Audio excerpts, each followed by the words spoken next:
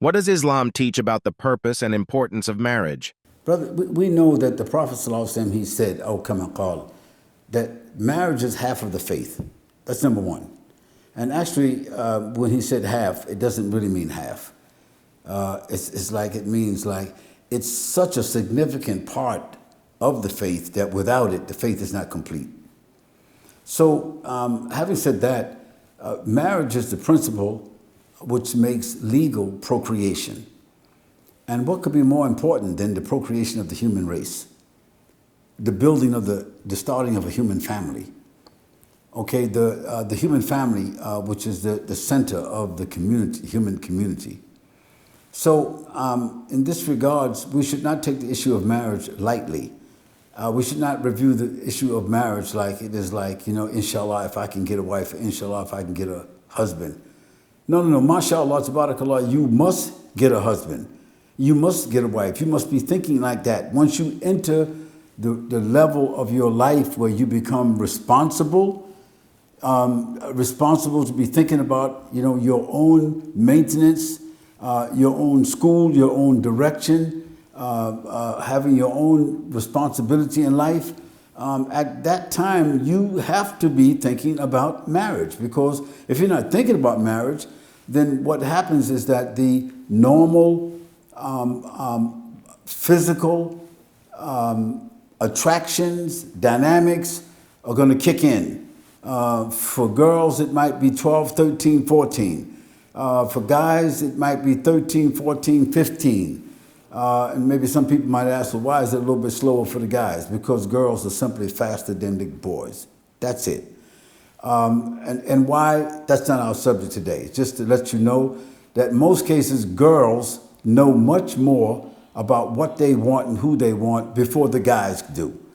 And so young people should start thinking about marriage, you know, when they enter high school. They should be thinking about marriage. Girls are going to be thinking about boys, and boys are going to be thinking about girls, regardless of what their parents say. Doesn't matter whether they're niqabi, hijabi, whether they're muttaqi, you know, whether they're mutawwi', or they come from a good family, bad family. Doesn't matter. The physical issues, the psychological issues, the social issues are going to drive them towards wanting to be with the opposite sex. So we need to prepare them for that. Even our Prophet ﷺ said, you know, when your girls reach the age of menstruation, make preparations for them. That doesn't mean give them away when they menstruate. Girls can start menstruating at 10, 11, 12 years old. Doesn't mean that give them away or prepare them for marriage. Doesn't mean that.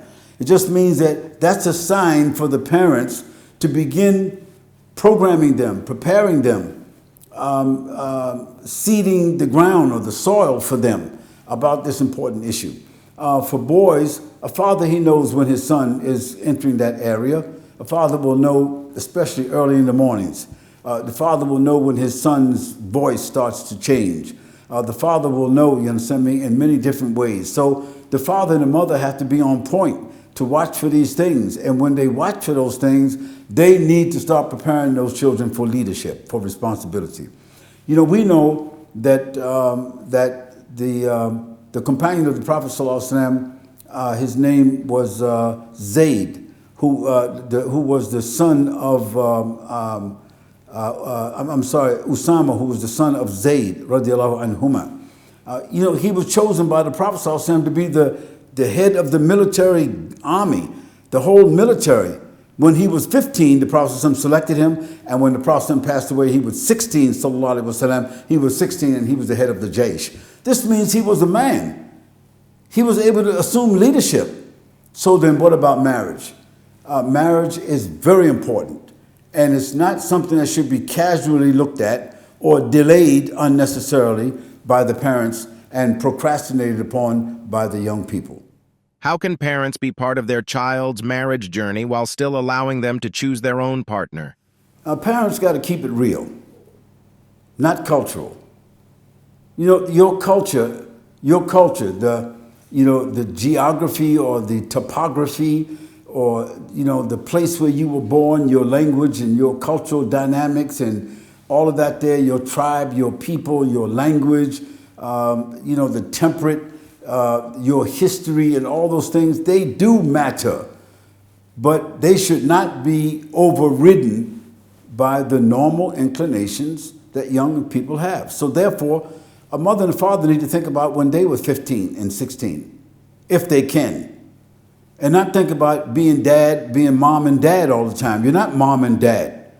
You happen to be mom and dad. But there was a time when you was not mom and dad.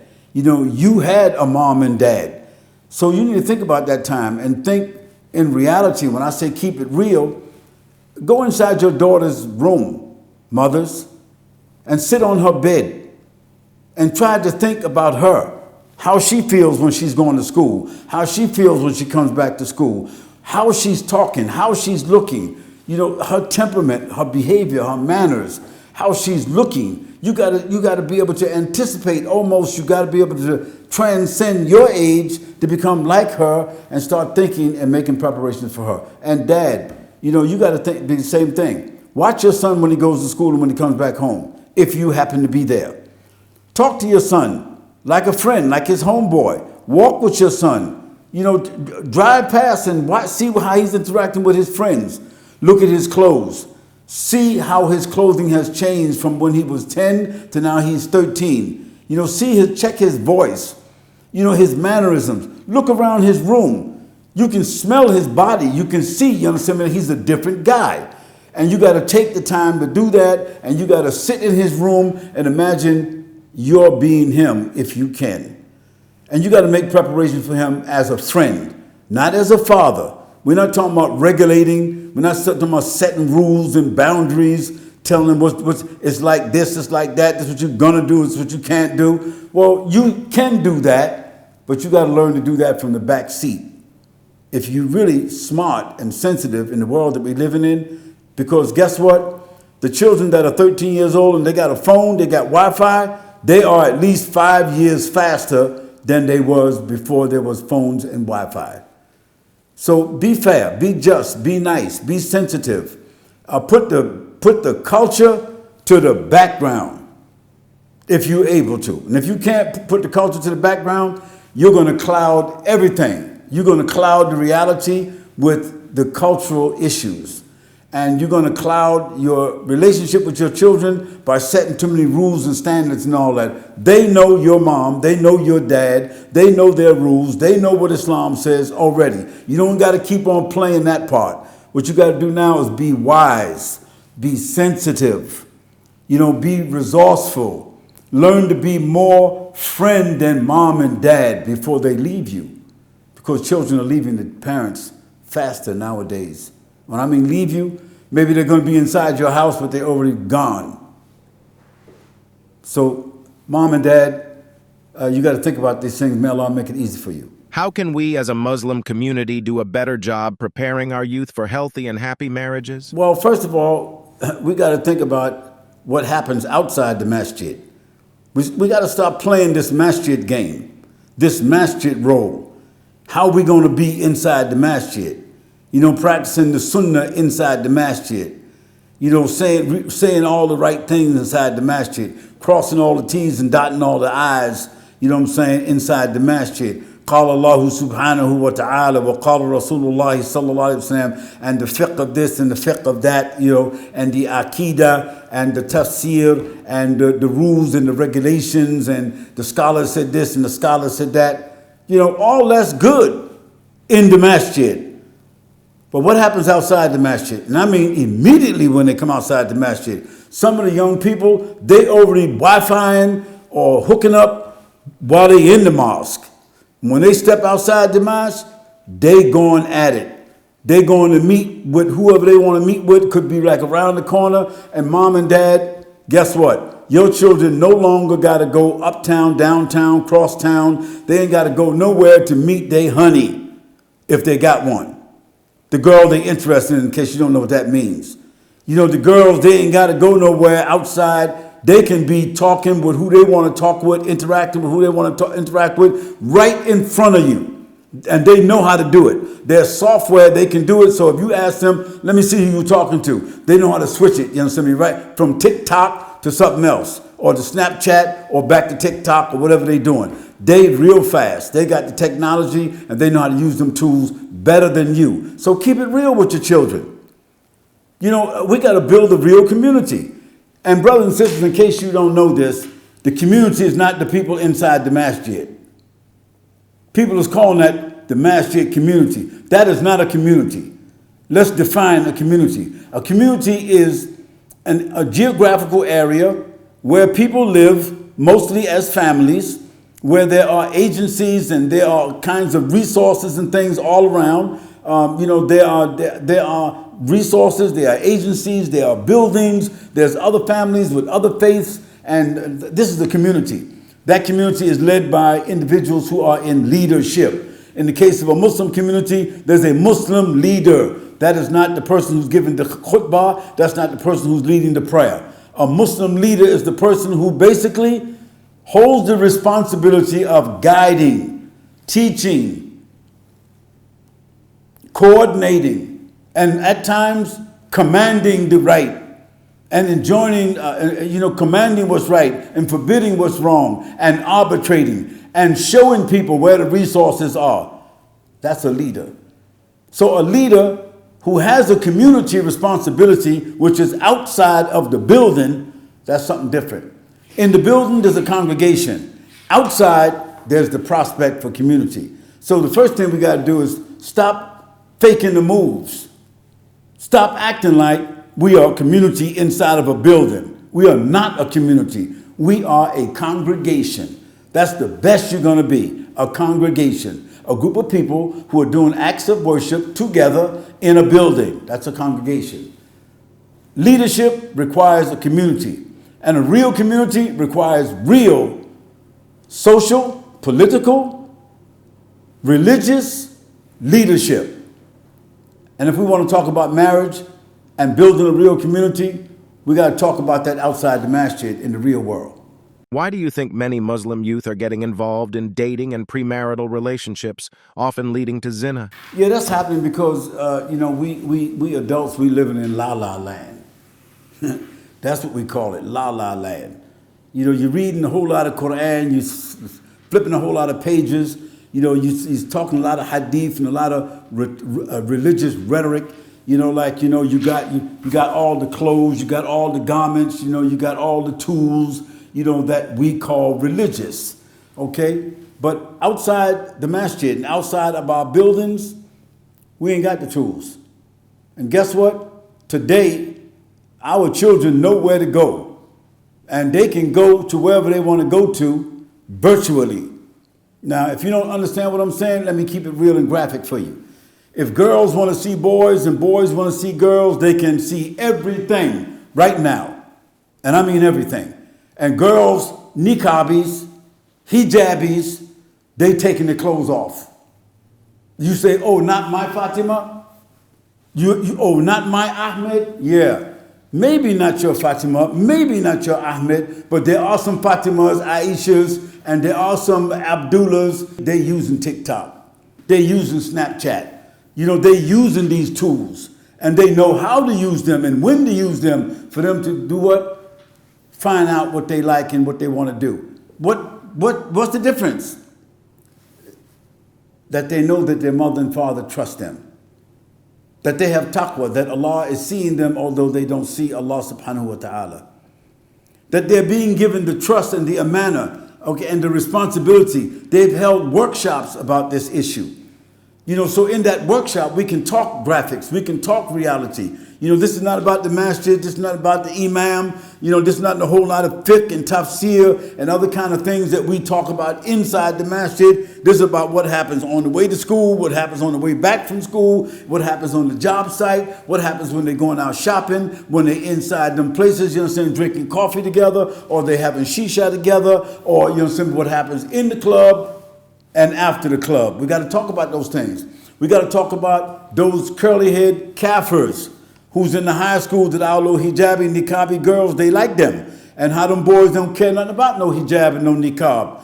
Them little kafirs, that's out there, got them little cars, they got their little wheelies out there, They got some dough, they looking nice, they got the branded clothes on and all out there. And guess what? our hijabis and niqabis, they are regular girls, and they like some of them boys. They're not going to those boys because of the rules is there. But guess what?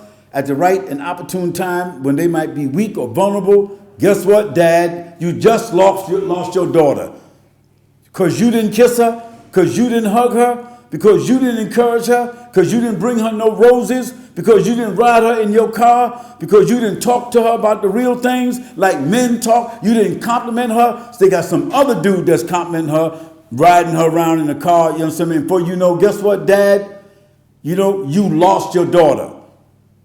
And guess what, Dad? Your son, Abdul Rashid, you know, who you preparing for this and that. He's a Hafidh of Qur'an and so forth and so on, because you didn't talk to him about the birds and the bees, you know, about the realities. You know, you didn't get into that and talk to him about that because you were so busy preparing him to be an imam, to be a khatib, to go to Azhar, or to go to the university in Medina, or blah, blah, blah. You've been so busy doing that, you forgot that you're living in America or Australia or Canada. You forgot that at 7 o'clock at night, everything changes in the Muslim world.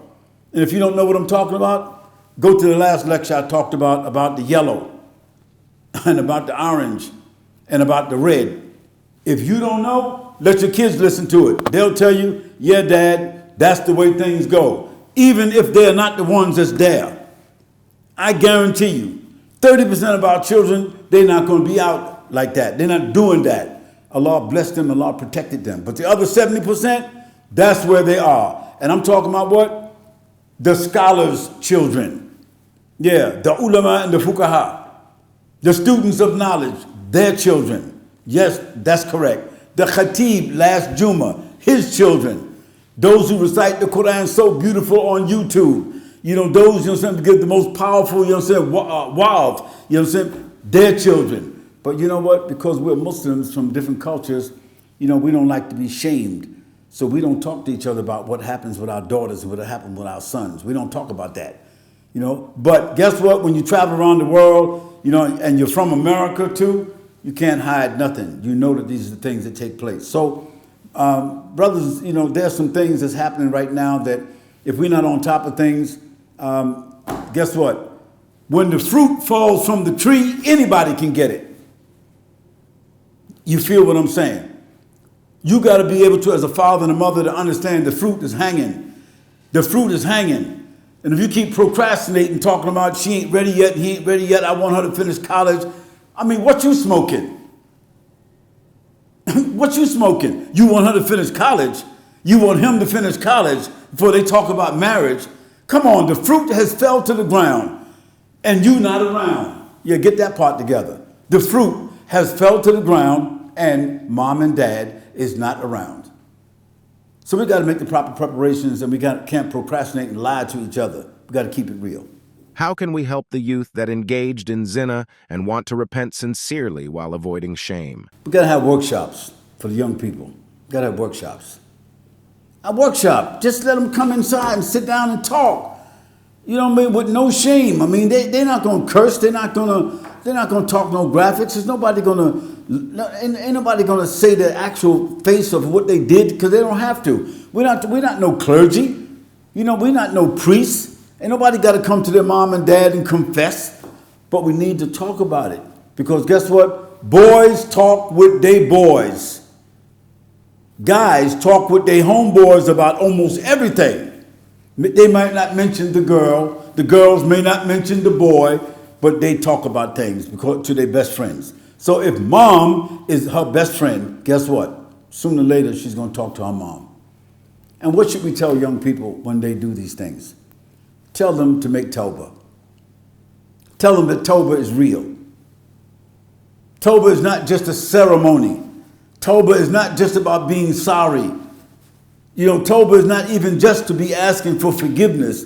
Tawbah is a formula. It's a protocol that's established between us and Allah subhanahu wa ta'ala, and the doorway that's open all the time for us to enter and bear ourselves in front of Allah subhanahu wa ta'ala, who is Sami'ul Alim. Allah, He already saw, and Allah, He already heard, and Allah, He already knows what has happened. It's you walk through the door and say, oh Allah subhanahu wa ta'ala, I've done wrong. You know that. And oh Allah, I'm sorry, I'm going to do my best not to do that. Oh Allah subhanahu wa ta'ala, please forgive me. Oh Allah subhanahu wa ta'ala, make a commitment to change my life and to close the doors and to be with different people and try to reconstruct my life. Oh Allah, help me. Oh Allah subhanahu wa ta'ala, forgive me and help me. And oh Allah, give me the strength. And Allah, give me the resources. Give me a new set of friends. And oh Allah, keep me vigilant. Oh Allah, keep me alert. Oh Allah subhanahu wa ta'ala, save me even from myself. That the Prophet asked Allah to protect him from everything, even when the twinkling of an eye. Now, you know how fast the twinkling of an eye happens, so things happen to young people that quick. You can't say it won't happen, it happens that quick. So we ask Allah subhanahu wa ta'ala, we got to talk to these young people one-on-one, or we got to host workshops.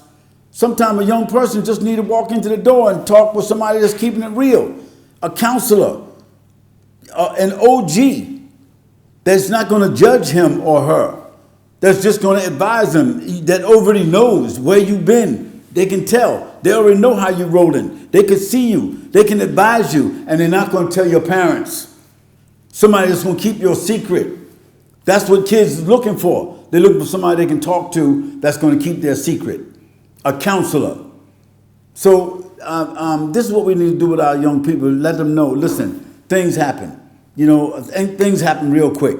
So if something happens, or it's beginning to happen, or it's in the motion of happening, come and talk to me. I'm your dad. I'm your friend. Come and talk to me. I'm your mom. I'm your friend. That's what you got to be able to do. Now, if you can't do that, it's going to be hard for us to be able to not only counsel our children, but also for us to correct what has happened when something does happen. Why? Because they're going to go to who they confide in. And when they go to their homeboys or their homegirls, that's a fool sitting with another fool. Why do I say it's a fool? You show me a young person, I show you a fool. Because they're going to be engaged in foolishness, making mistakes because of their emotions and their naivete. They're going to be making those kind of mistakes over and over and over until they get old enough, you know, to realize, you know, that how they protect themselves. So I think it's about keeping it real and having opportunities where our kids can, we can call it sit and shout. You know, sit and shout. That means that they can get stuff off of their chest or off of their breast. They can get it off and say and ventilate with somebody that's not going to judge them, so that we can see how things go and we can make the right assessment. We can make the right evaluation. We can make the right, come up with the right prescription for them. And it's all about confidentiality.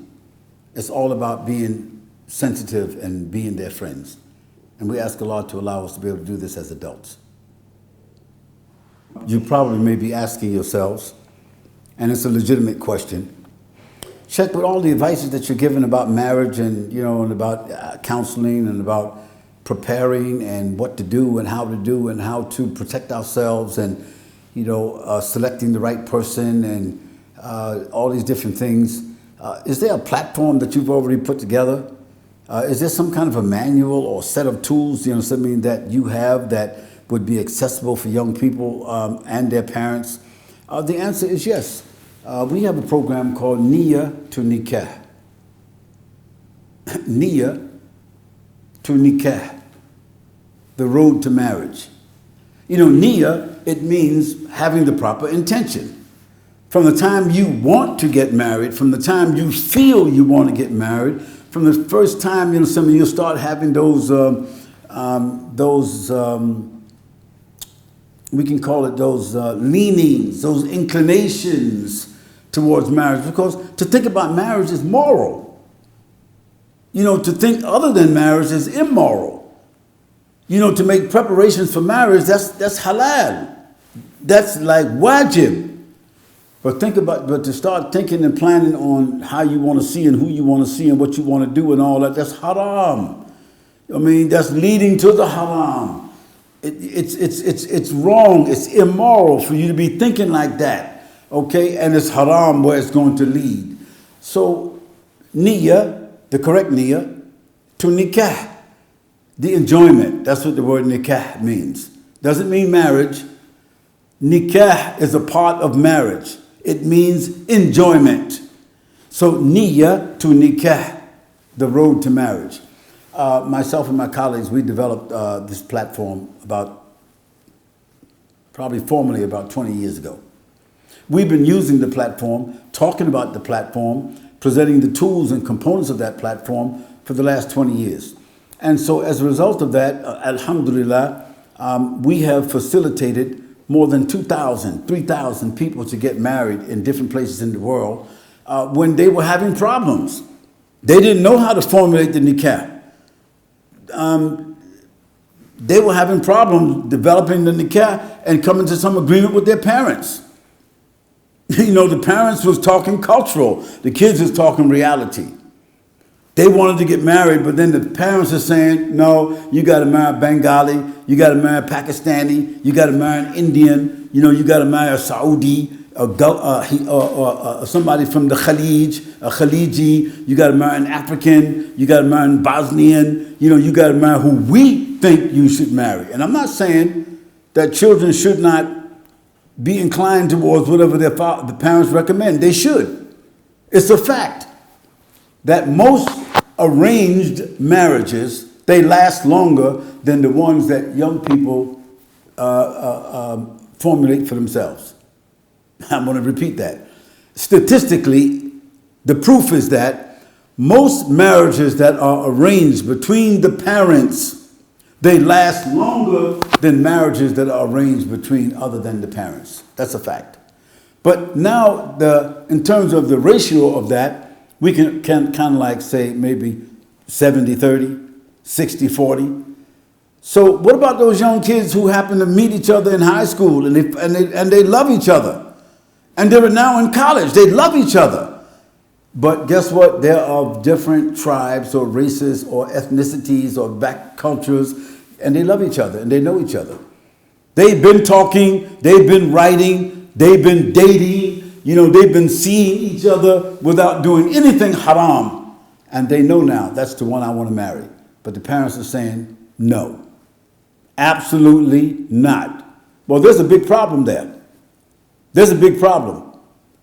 And that problem is that, you know, so I mean, the fruit is already hanging and they already hanging. You feel me?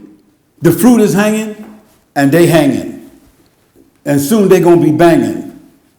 You know, if the parents is not smart enough and can put their cultural pride to the side, okay, and facilitate these young people to get married, even though they're from different ethnicities, different cultures, they are the 30% or the 40%. So, our brothers and sisters, we've been dealing with these problems because, you know, I'm from America. And in case you guys don't know, the African Americans or the indigenous Muslim Americans, you know, those that were born Christians, you know, we came into Islam. We had a taste of the Jahiliyyah. And even our children have a taste of the Jahiliyyah because it's right at the steps. And to keep it real, because we had a taste of the Jahiliyyah, we understand it better than most people, you know, who are born Muslims. And so it is that way Allah He wrote it. I didn't write it, just the way Allah He wrote it. That sometimes we have a better insight about these issues than people who are cultural Muslims, that is born within the Muslim family and all of that there. So niyyah to nikah, it's not my thing. It's not a different fiqh. It's not a madhab. It's not a bunch of rules. It is where we do intake. We do intake on a prospective bride or groom. You know, an intake means that we take not their CV or their resume. That's just where it starts at. We do an interview. We find out who are they, who are their parents, what's their background, what's their age, what kind of work do they do, you know, what's their inclinations, what's their social circles. You know, are you seeing somebody right now? What stage are you in? And to seeing somebody, have you selected somebody? Has somebody selected you? Are you in some social media platforms or groups or whatever the case might be? Have you talked to your mom and dad about this here? Have you looked into the background of that person? Do you have a wali? In the case of the brother, do you have somebody who can act as a representative for you? So all those kind of questions come up in the intake. After we do the intake, girls and boys, we put it into a database. Yeah, we put it into a database that we control. You know, a database that we designed. We put all that into a database. Why? Because it's a matter of confidence. Your children can go to a bank and open up a bank account and have their own PIN code. Guess what, dad and mom? Yes, they can. In the United States of America, in Canada, in Australia, and all the Western countries, your children do not need your permission at 13, 14 years old to go and open up their own bank account and save their own money, spend their own money. They also don't need to come to you and tell you that they're talking or thinking about getting married. They should, but in many cases, they don't want to because there's too many cultural barriers in place. So having this experience, and we're not suggesting for children to do that. Let me get that clear. We're not promoting your children to do that. I'm only saying children will do that because they can do that, mom and dad, because they got the tools sometime, and guess what? They're living on the edge. And when they're on the edge, mom and dad, and you don't catch it, like I said before, you don't catch it because you're not sensitive, you in cultural la-la land or whatever you want to call it, the grapes fall to the ground. The fruit falls to the ground.